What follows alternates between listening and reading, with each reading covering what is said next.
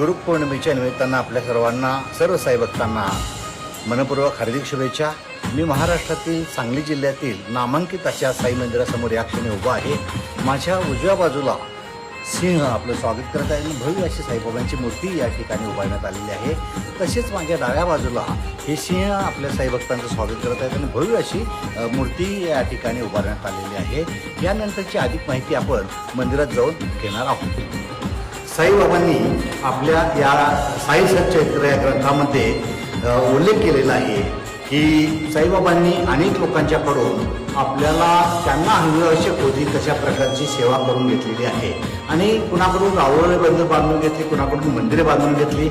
यापैकी मी doctor Ajit Kumar, साईभक्त doctor Ajit Kumar असा ओळखला जातो, हे मंदिर साईबाबांनी माझ्याकडून बांधून घेतलेलं आहे आणि आपल्याला सांगायला मला अभिमान वाटेल। सर्व साई भक्तांना हे समजलंही पाहिजे की बाबांची ताकद, शक्ती आणि सामर्थ्य काय आहे, आघात अशी लीला बाबांची काय आहे।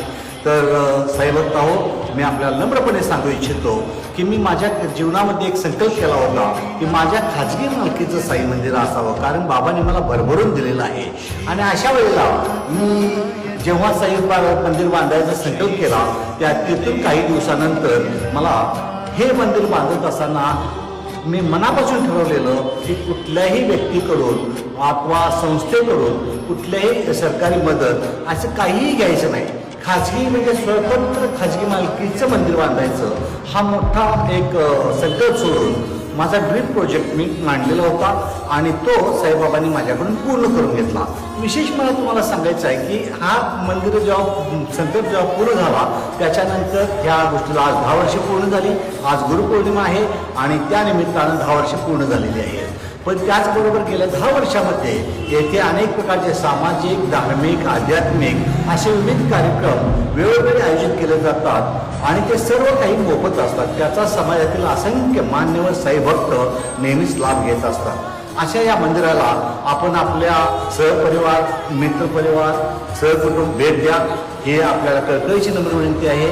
आणि एक साईभक्त म्हणून आपण माझ्यावर जो विश्वास दाखवला आणि आतापर्यंतचे विविध पातळीवर मला सहकार्य केलं याबद्दल सर्व साईभक्तांचं, मान्यवरांचं, शिर्डी संस्थांचे आणि तेथे शिर्डी ग्रामस्थांचे मनपूर्वक आभार मानतो।